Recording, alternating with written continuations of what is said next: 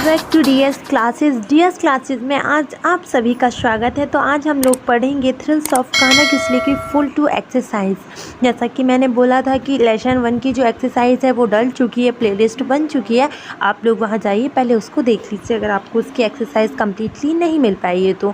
ठीक है, so let's start. इसमें हम लोग देखेंगे क्या कि थ्रिल्स ऑफ कान्हा किसली की फुल एक्सरसाइज। तो आप फर्स्ट में अपनी बुक है वो निकाल लीजिएगा एंड उससे पहले हमारे डीएस क्लासेस को सब्सक्राइब ज़रूर कर दीजिएगा।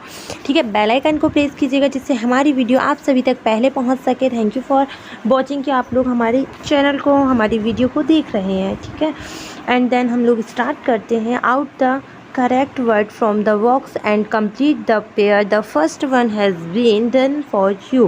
जो फर्स्ट जो ये दिया हुआ है उन लोगों ने एग्जाम्पल वो उन लोगों ने कंप्लीट कर दिया है आप लोगों के लिए आपको बताने के लिए। एंड देन वो बोल रहे हैं कि आपको बॉक्स में करेक्ट फिल करना है। जो जोड़ा बना है, पेयर मतलब क्या होता है, जो जोड़ा बना है उसको मतलब कंप्लीट करना है, जो भी एक चीज़ उसने नहीं दी है। ठीक है,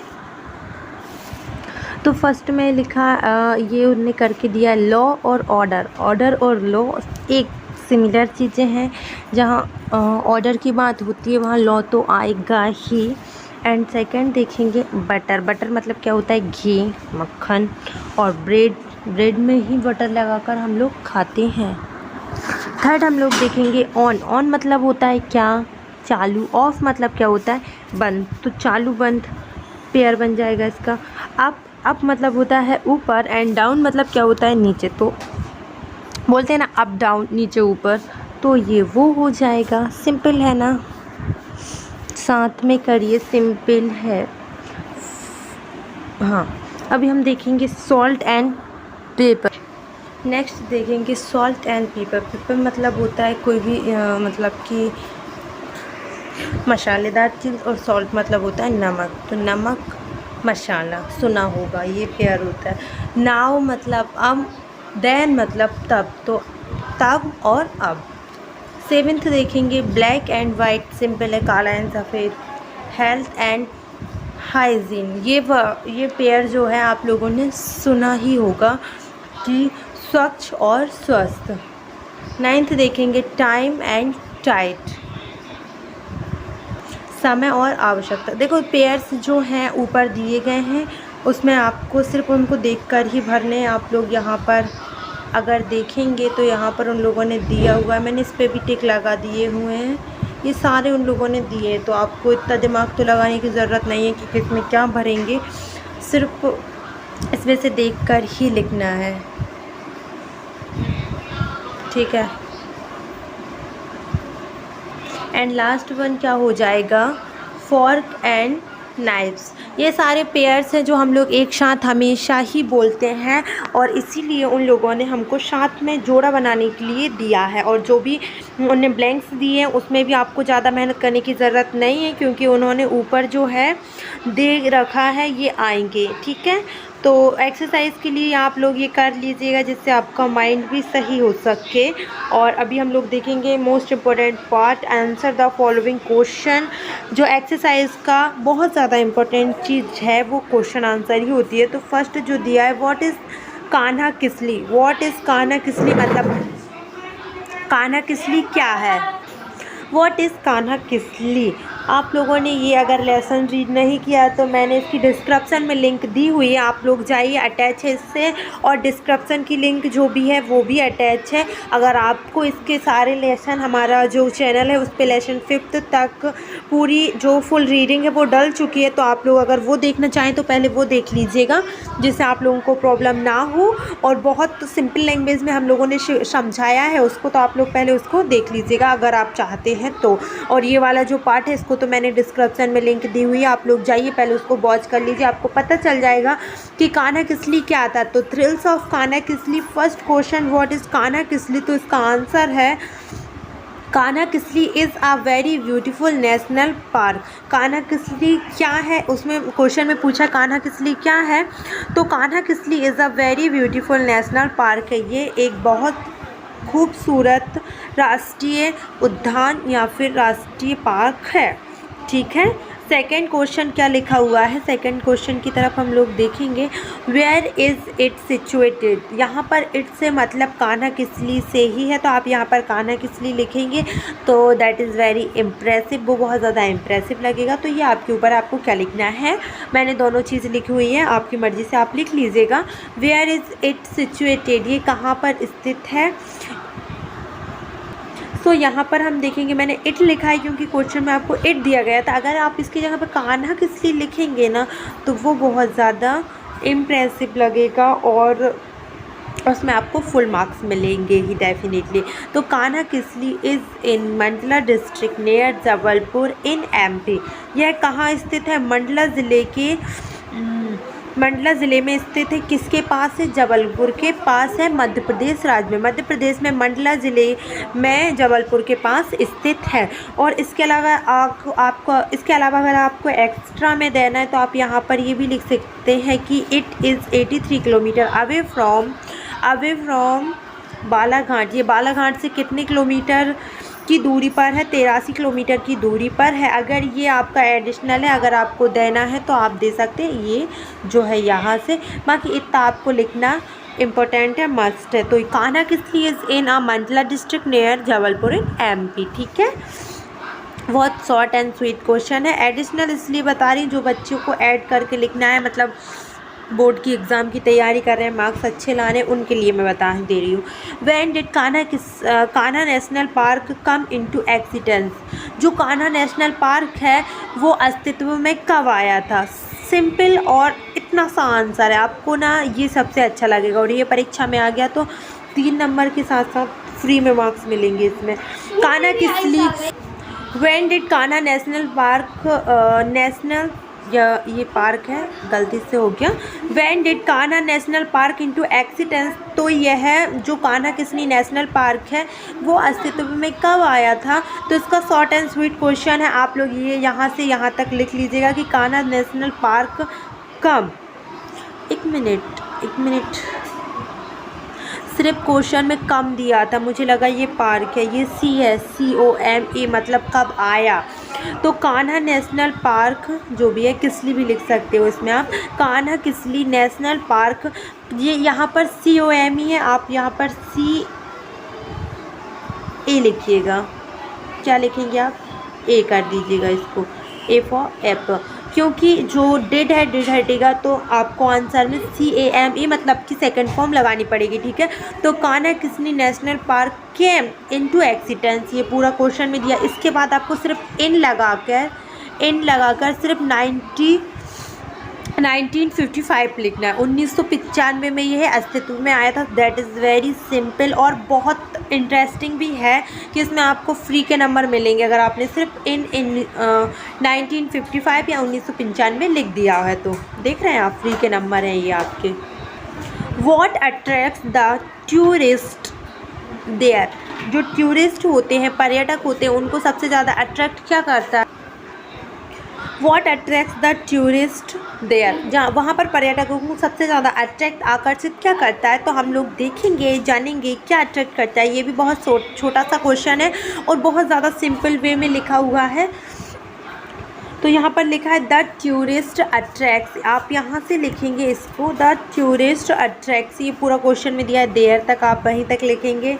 क्वेश्चन बनाना आता है आप लोगों को, वो आंसर बनाना आता है आप लोगों को। जो क्वेश्चन होता है उसी में आंसर छुपा रहता है आधे से ज़्यादा, फिर उसके बाद हम लोग आंसर लिखते हैं। तो हम लिखेंगे कि द नेचुरल स्कैनरी, जो पर्यटक हैं उनको क्या क्या अट्रैक्ट करता है। नेचुरल स्कैनरी जो प्राकृतिक दृश्य हैं, जंगल लाइफ, इसके बाद विल्ड एनिमल्स जो डरावने खतरनाक वाले होते हैं ना, जंगली एनिमल्स, जंगली जानवर वो, एंड वर्ड्स, जो वर्ड्स होते हैं, एनिमल्स होते हैं, और जो नेचुरल स्कैनरी होती है वो बहुत ज़्यादा टूरिस्ट को अट्रैक्ट करती है, पर्यटकों को बहुत ज़्यादा अट्रैक्ट करती है। 5th क्वेश्चन हम लोग देखेंगे। आप लोगों को सबसे पहले मैं बुक में बता देती हूँ, ये लिखा है कि 5th क्वेश्चन क्या हुआ है, आप लोग देखते जाइएगा अपनी अपनी बुकों में। What type of huts are there at Kanha, मतलब कि किस टाइप की हट्स मतलब क्या होता है, झोंपड़ियाँ कान्हा किसली में है। तो इसका आंसर भी लिखा हुआ है, बहुत छोटा सा है।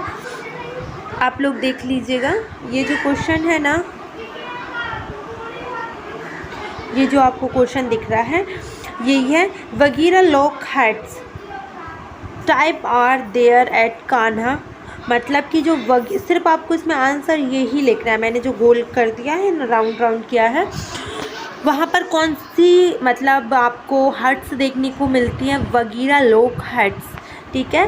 वगीरा log types of huts are there at Kanha, ये ऐसा भी लिख सकते हैं। और huts type are there at Kanha, ये पूरा आप यहाँ तक देख रहे हैं, ये यहाँ तक, ये जो आपको है मिक्स करके इसमें लिखना है। तो आप लोग क्या लिखेंगे, सिंपल है, वगीरा log huts type are there at Kanha, simple है। और सिर्फ आंसर क्या है, इतना और इतना, ठीक है।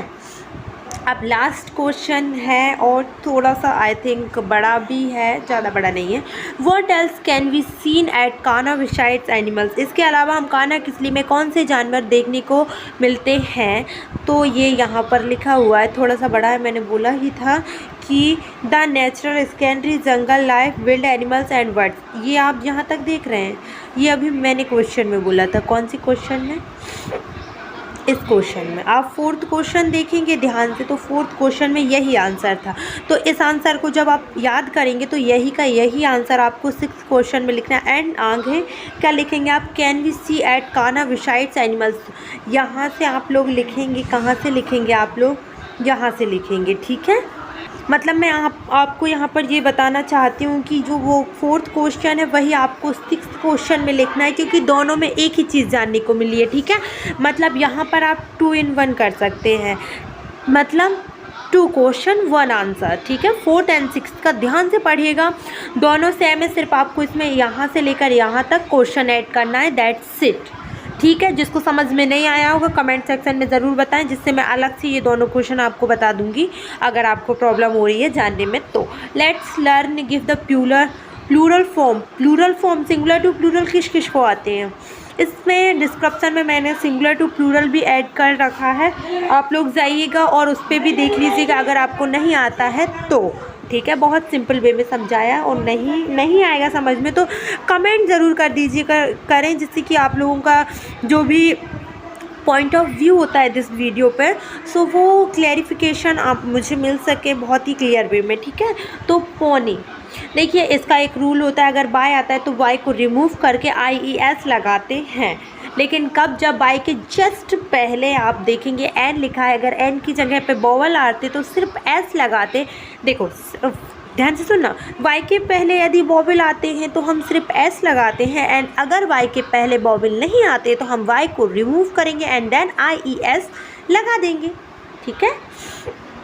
प्रूफ, वैसे तो एफ़ का एक रूल होता है, नियम होता है इसको बनाने का, लेकिन यहाँ पर क्या है, डबल वोवेल आए हैं। डबल वोवेल जब भी आते हैं एफ़ के जस्ट बाद में तो सिर्फ एस लगाते, ठीक है।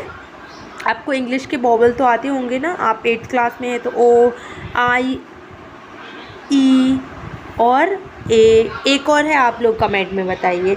कंपनी, इसमें भी वही होगा, वाई को रिमूव करेंगे और IES लगा देंगे। यहाँ पर अब मैं बताती हूँ एफ़ का रूल, ध्यान से सुनिएगा, मैं शॉर्ट में बता दे रही हूँ, फुल में चाहिए तो कमेंट में बता दीजिएगा, उसकी वीडियो रखी है, मैं पोस्ट कर दूँगी, ठीक है।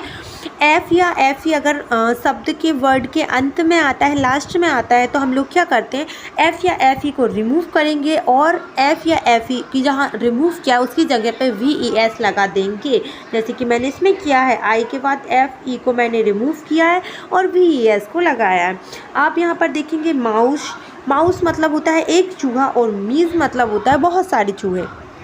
कुछ पल्ले पड़ा नहीं, क्योंकि मैंने उल्टा बोला, वही मैं देख रही थी आपको आता है नहीं आता है, मेरे को लग रहा है, क्योंकि कमेंट तो कोई नहीं करता है ना, कमेंट का किसी बच्चे के पास टाइम नहीं है, रील्स देखने का टाइम रहता है। माइस मतलब क्या होता है और माउस मतलब क्या होता है, माउस मतलब होता है एक चूहा और माइस मतलब क्या होते हैं बहुत सारे चूहे, क्योंकि हम प्लूरल ही लिख रहे हैं, कॉमन सेंस लगाइए ना। पियानो अगर हम देखेंगे तो पियानो का उल्टा क्या होगा, आई मीन प्लूरल फॉर्म क्या होगा, ओ आता है, OES और इसके बाद एक्स, अगर ऐसे वर्ड्स अगर आते हैं, ये 5 से 6 वर्ड्स होते हैं, वर्ड्स नहीं सॉरी, ऐसे 5 से 6 जो वो होते हैं अल्फ़ाबेट होते हैं, तो उनके जस्ट बाद में हम लोग ई एस लगाते हैं। जैसे पियानो है तो पियानोज हो जाएगा। और से अभी ये एक्स आया है, मैंने बोला ना O X double S E S S H C H अगर आता है आप नोट कर लीजिएगा अपनी बुक में। ऐसे अल्फ़ाबेट आते हैं ना, ये 6 अल्फ़ाबेट जब भी आते हैं तो हम लोग क्या करते हैं, कुछ भी चेंज नहीं करते, सिर्फ ई एस लगा देते हैं। आर्मी देखेंगे, आर्मी में बाय आया है और मैंने पहले ही बता चुकी हूँ फर्स्ट में कि जब भी बाय आता है तो हम लोग क्या करते हैं, जब भी बाय आता है तो हम बॉबिल को देखते हैं। इसमें बॉबिल लिखा हुआ है, बाय के जस्ट पहले क्या है, एम है, बॉबिल नहीं है, तो क्या करेंगे हम लोग वाई को रिमूव करेंगे और आई ई एस लगा देंगे। आई ई एस लगाकर हम लोग इसको प्लूरल फॉर्म देंगे। ठीक है, आ गया समझ। अभी डेयर, ये एकमात्र ऐसा मतलब कुछ जो प्लूरल फॉर्म होते हैं, कुछ नाउन ऐसी होती हैं जिसमें हम लोग जो सिंगुलर फॉर्म में होता है वही प्लूरल फॉर्म में होता है। मतलब कुछ जो नाउन होती है वो पहले से निर्धारित होती है, उनमें चेंजेस नहीं होते। जैसे कि डेयर, डेयर मतलब होता है हिरन, और हिरन का हिरन ही होता है। डज़न का डज़न, अपन बोलते हैं ना दर्जन, इंग्लिश में बोलते हैं डज़न। लीव, मैंने एफ़ का रूल बता चुकी हूँ। जब भी लास्ट में एफ़ आता है तो हम देख लेंगे एफ़ को हटाकर, एफ़ को रिमूव करके वी एस लगा देते हैं। टोमेटो, ओ आया है, मैंने बोला था O X H H C H आता है तो क्या लगाते हैं, ई एस लगाते हैं। तो पूरा लिखेंगे और टमो ई एस लगा देंगे तो टमेटोज हो जाएगा। मंकी में हम एस लगाएंगे क्योंकि बाय के जस्ट पहले बॉबिल आया और बॉबिल आता है तो सिर्फ एस लगाते हैं। मैन सर्वेंट, मैन सर्वेंट का क्या बनेगा, देखो मैन जो होता है मतलब एक आदमी, और मैन का अगर हम प्लूरल फॉर्म में ले जाते हैं तो ये जो बॉबिल है ना ए, वो ई में कन्वर्ट हो जाता है, एम ई एन होता है इसका। इसमें एस या ई एस कुछ भी नहीं लगता है, सिर्फ एम ई एन हो जाता है। तो यहाँ पर हम लोग एम ई एन लगाकर पूरा बना लेंगे, मैन सर्वेंट ही लिखेंगे। लेडी यहाँ पर दिया हुआ है तो लेडी का क्या होगा, आई ई एस, क्योंकि वाई के जस्ट पहले क्या है, बॉबिल नहीं है, कॉन्सोनेंट है, कॉन्सोनेंट आता है तो आई एस लगाते हैं।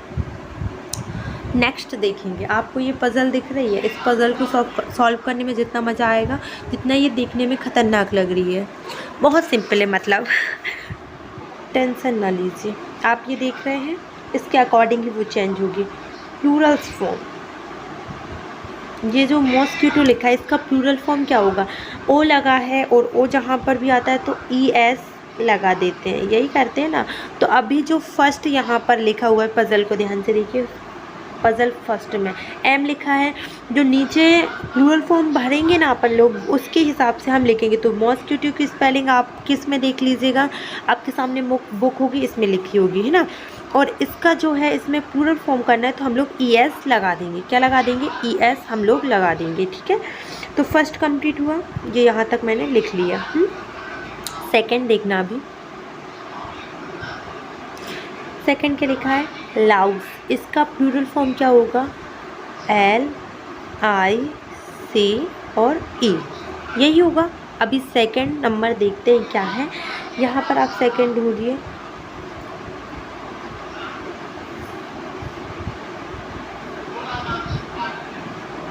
सेकंड ये है, ठीक है, और सेकंड को कैसे भरना है, ऐसे में भरना है, तो एल आई सी ई। ठीक है, थर्ड देखेंगे अभी अपन, ये जो है वो पहले से भरे हुए, ये जो है ये सेकंड, ये लाइस हो गया, सेकंड हो गया। अभी थर्ड देखेंगे, एक एक से करते जाइए, बनता जाएगा। इको, इको, इको का क्या होगा, पहले तो प्लूरल फॉर्म मेरे को बता दीजिए आप, इको का प्लूरल फॉर्म क्या होगा। लास्ट में ओ लिखा है तो सिर्फ ई एस लगेगा, ई एस लगेगा तो हम लोग क्या करेंगे, इसमें ई एस लगाएंगे। ई एस लगाएंगे ना, फर्स्ट हो गया है, मैं बिंदी रख दो, सेकंड हो गया है, ये बिंदी इस पर ही रखती हूँ, हो गया, फर्स्ट भी हो गया। अभी थर्ड में क्या है, इको, इको ये लिखा है, ये थर्ड ये वाला, तो इसमें उन लोगों ने क्या किया, ओ लिखकर ई एस, मतलब ई को लिखिएगा, स्पेलिंग नीचे देख लीजिएगा और ई एस लिख दीजिएगा। ठीक है, फोर्थ देखेंगे, थोड़ा जल्दी करेंगे, टाइम भी कम है आप लोगों के पास। टूथ, टूथ मतलब होता है एक दांत, और टीथ मतलब होता है बहुत सारे दांत। ये ऐसा है कि पहले से निर्धारित, इसमें एस या ई एस का कोई काम नहीं होता है। कौन सा नंबर था उसका, नंबर कौन सा था, 1 2 3 फोर्थ नंबर पे है ये, फोर्थ नंबर पे, फोर्थ नंबर कहाँ ये है, ठीक है। तो इसमें TEETH, टीथ, ठीक है। अभी हम देखेंगे कौन सा, फिफ्थ नंबर माइस। माइस का मैंने पहले ही बता चुकी हूँ। अभी अगर अपन ने अब भी पढ़ कर आए हैं कि माउस मतलब होता है एक चूहा, और माइस मतलब क्या होते हैं, बहुत सारे चूहे। तो इसमें बोला है कि सिंगुलर फॉर्म बताना है आपको, किसका, माइस का। अगर आप सिंगुलर फॉर्म बताएंगे माइस का तो वो क्या होगा, माउस होगा। फिफ्थ नंबर पे अपन लोग क्या भर देंगे, माउस। ये लिखा है मैंने, ये इसका इस तरीके से आप इसको माउस, इस ये जो दिया है ना, इसमें सब आपको प्लूरल फॉर्म में लिखना है, प्लूरल फॉर्म में, समझ रहे हैं आप। इसमें लिखाता नहीं है सही से बोर्ड पे, प्लूरल फॉर्म लिखेंगे आप, ठीक है। सिक्स्थ देखिए ये, the plural form of calf. मैंने बोला था लास्ट में अगर एफ़ आता है तो एफ़ को रिमूव करते हैं और VES लगाते हैं, वही अपन को पज़ल में करना है। सिक्स्थ था तो सिक्स्थ ये लिखा हुआ है CAL, ये L है, VES, ये सिक्स्थ आपका यहाँ है। ये जा ऐसा, ये है ऐसा, ठीक है। टीथ का ऐसा, अंडरलाइन कर देती हूँ तो आप लोगों को क्लियर समझ नहीं आता है ना। सिक्स तक हो गया है अपना, सेवेंथ देखते हैं, चलिए। सिटी का प्लूरल फॉर्म क्या होगा, वाई को हटाएंगे और क्या लगा देंगे, VES लगा देंगे, तो क्या होगा ये,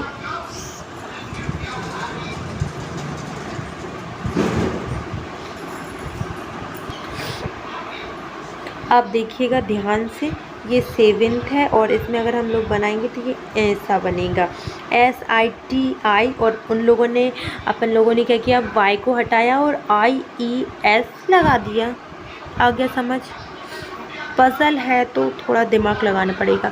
गीज़, गीज़ मतलब होता है क्या, बहुत सारे जुए, और सिंगुलर फॉर्म क्या होता है इसका, GOO लग जाता है सिर्फ। यहाँ पर आप लोग देख लीजिएगा, बहुत ही सिंपल लिखा हुआ है, बहुत अच्छे से। एट्थ था GOOSE, ऐसा लिख दीजिए, ध्यान से लिखते जाइए। स्टोरी, स्टोरी का प्लूरल फॉर्म क्या होगा, बाय हटेगा और क्या लगेगा, VES लगेगा। क्यों लगेगा, नहीं इसमें क्या है, सॉरी मैंने ध्यान से नहीं देखा था। इसमें जो मैंने बताया था कि वाई के जस्ट पहले अगर वॉवेल आता है तो सिर्फ फिर वाई को रिमूव नहीं करते, वाई के पहले यदि वॉवेल मतलब कॉन्सोनेंट आता है तो वाई को रिमूव करके भी क्या लगा देते हैं, IES लगा देते हैं। लेकिन अभी अपन देख रहे हैं कि वाई के जस्ट पहले E लिखा है, मतलब ये वॉवेल है, तो हम सिर्फ S लगाएंगे। तो यहाँ पर सिर्फ उनने S लगाया, STOREYS लगा है सिर्फ, ठीक है।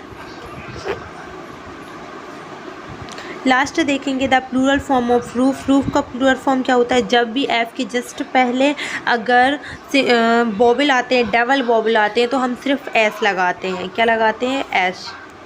तो हम लोग क्या करेंगे, 10वें नंबर पे देखेंगे, यहाँ हमने सिर्फ क्या लगा दिया, ROOFS लगा दिया, ठीक है, क्लियर। तो ये पज़ल इस तरीके से सॉल्व होगी। जो यहाँ पर नीचे ये वर्ड्स दिए हुए हैं ना, ये दोनों लाइन में, अक्रॉस और डाउन में, तो इनका क्या करना है, सिर्फ इनके प्लूरल फॉर्म आपको इस पज़ल में लिखने हैं।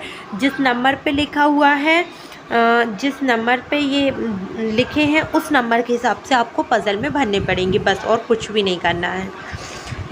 थर्ड देखेंगे, सेकंड हो गया है, थर्ड देखेंगे, right the word expressing the opposite gender for the words given below. जो नीचे जेंडर दिए हुए हैं उसके क्या करने हैं, आपको अपोजिट जेंडर भरने हैं। तो जैसे एक्टर लिखा है तो एक्टर का क्या होगा, एक्ट्रेस। सिर्फ R के बाद आपको ESS लगाना है। वाइफ मतलब पत्नी, हस्बैंड मतलब कि पति, होस्ट का हो जाएगा क्या, होस्टेस। जो एंकरिंग कर मतलब जो किसी भी चीज़ का मालिक या कार्यकर्ता होता है उसको बोलते हैं। तो ESS करके कार्यकारिता मतलब लड़की हो जाएगी, फीमेल वर्जन। हॉर्स मतलब होता है घोड़ा, मेयर मतलब घोड़ी। फादर मतलब होता है क्या, पिता। मदर मतलब क्या होता है, माता। अपोजिट लिखना है ना आपको। मिल्क मैन मतलब कि दूध देने वाला, लड़के में बोलेंगे मैन आदमी मतलब, और मिल्क वुमेन लिख देंगे तो वो हो जाएगी औरत, है ना। किंग मतलब राजा, क्वीन मतलब रानी, मैन मतलब मैन मतलब आदमी, तो वुमेन मतलब औरत। वुमेन मतलब औरत, मतलब इसका जो अपोजिट जेंडर है वो वुमेन हो जाएगा।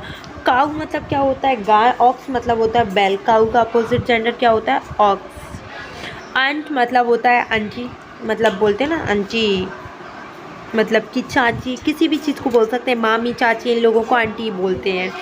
बुआ, चाची, चाची मम्मी को तो मदर मदर बोलते हैं। मौसी, इन लोगों को सबको आंट बोला जाता है, आंटी बोला जाता है। और आंटी का अपोजिट क्या होगा? अंकल। फॉक्स मतलब होता है लोमड़ी, मतलब मेल वर्जन में होता है। और फॉक्सेस मतलब जो लड़की वाली लोमड़ी है ना, उसको बोलेंगे। लॉइन मतलब क्या होता है? शेर। और लॉइनस मतलब शेरनी।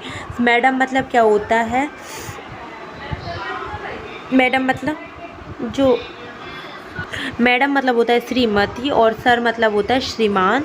सन मतलब होता है पुत्र। डॉटर मतलब होता है पुत्री। मास्टर का आप मैडम भी लिख सकते हैं। और मास्टरेस मतलब आर के बाद ESS करके भी आप लोग लिख सकते हैं, कोई प्रॉब्लम नहीं है, वो भी सही होगा। ठीक है, यहाँ पर फोर्थ है, ये शायद लास्ट है इसका। आप देखेंगे rewrite the sentence changing the gender of the noun. आपको क्या करना है, इसमें जो नाउन दी गई है ना, जिस मतलब इन सभी सेंटेंस में जितने भी सेंटेंस यहाँ पर दिए हुए उनमें जो भी नाउन फॉर्म आपको दी गई है, उनको आपको क्या करना है, उसका जो जेंडर है वो चेंज करना है, लिंग जो है परिवर्तित करना है। तो पोइट मतलब होता है क्या? जो बोलने वाला, जो मतलब पोयम बोलता है ना, कवि, तो वो जो कवि है वो लड़का है। और पोइट्रेस मतलब, पोइटेस मतलब ESS करके लगाएंगे तो वो भक्ति का है, मतलब लड़की वाली कवि है। कावित्री बोलते हैं, या मैं भूल गई थी हिंदी। क्वीन मतलब रानी, तो क्वीन का अपोजिट जेंडर क्या होगा? ये क्वीन एक नाउन है, आपको पता होगा। सबसे पहले तो आपको ये पता होना चाहिए कि नाउन क्या होती है। तो नाउन किसी जगह का नाम या फिर किसी व्यक्ति का नाम। यहाँ पर तो जेंडर की बात हो रही है, तो यहाँ पर आपको एनिमल्स में जेंडर चेंज कर सकते हैं आप, और ह्यूमन में जेंडर चेंज कर सकते हैं। एंड जगह के नाम में तो जेंडर चेंज होगा नहीं, क्योंकि वो लिंग नहीं होती है। तो इनमें से आपको बस इन्हीं लोगों का करना है, एक एनिमल्स का और एक ह्यूमन का। प्रिएस्ट मतलब क्या होता है? प्रिएस्ट मतलब होता है पुजारी। और प्रिएटेस ESS लगाकर आप पुजारन लिखेंगे। हेयरेस, हेयरेस मतलब क्या होता है? जो भी उत्तराधिकारिणी है, मतलब लड़की होती है। उत्तराधिकारी जो भी है, मतलब कि राजा की जो पुत्री है, मतलब जो उत्तराधिकारी बन रही, वो फीमेल वर्जन में है। और अगर इसका अपन अपोजिट जेंडर लिखेंगे तो वो हियर हो जाएगा, मतलब उत्तराधिकारी मतलब लड़का हो जाएगा। ठीक है, सेवेंथ सी वाला देखेंगे, सॉरी, हंटर मतलब जो शिकारी होता है वो। और हंट्रेस ESS करके लिखेंगे ना आप उसको, तो वो हो जाएगा क्या? वो हो जाएगा शिकारनी, मतलब लड़की। पिकॉक मतलब क्या होता है? मोर। मोर नहीं होता है कि मोर होता है? बताओ बताओ, मोर होता है। और पीहन मतलब मोरनी। सेकंड मिसेस लिखा है, मिसेस मतलब श्रीमती को बोलते हैं, और मिस्टर श्रीमान को। क्या ये आप चाहें तो बदल सकते हैं, बिकॉज ये सर्वनाम में आता है, लाइक मतलब कि प्रोनाउन में आता है, तो आप नहीं लिखेंगे तो भी चलेगा। एक्ट्रेस मतलब क्या होता है? जो भी अभिनेत्री है ना, वो होती है। और एक्टर मतलब अभिनेता। ई वाला देखेंगे, हीरो तो हीरोइन। और यहाँ पर हॉर्स तो मेयर, घोड़ा को घोड़ी हो जाएगा। और यहाँ पर हिम इसलिए चेंज नहीं करेंगे क्योंकि हिम एक प्रोनाउन है, और हमको सिर्फ यहाँ पर क्वेश्चन में बोला गया है नाउन के जेंडर को चेंज करने का, तो हमने पूरे जेंडर चेंज कर दिए हैं। सो ये पूरी एक्सरसाइज थी thrills of Kanha Kisli lesson 2 class 8th की थी। अगर आप लोगों को ये वीडियो अच्छी लगी हो तो वीडियो को लाइक ज़रूर कीजिएगा। कमेंट में बताइएगा कि कौन सा पार्ट आपको सही लगा, अच्छा लगा, और कौन सा पार्ट आपको समझ में नहीं आया है। ठीक है, thank you for watching us, thank you for supporting us. Please हमारे DS क्लासेस से जुड़े रहने के लिए हमारे चैनल DS क्लासेस को सब्सक्राइब करना ना भूलें। एंड हम बेल आइकन को प्रेस कीजिएगा, जिससे हमारी वीडियो आप सभी तक पहले पहुंच सके। एंड या one more thing, please don't skip this video, बंद मत कीजिएगा। इसके जस्ट बाद कल इवनिंग तक इसका लेसन 3 का पूरा एक्सरसाइज डल जाएगा चैनल पे। तो आप लोगों को अगर देखना है तो हमारे चैनल को सब्सक्राइब कर लीजिएगा और वीडियो का वेट कीजिएगा। Thank you.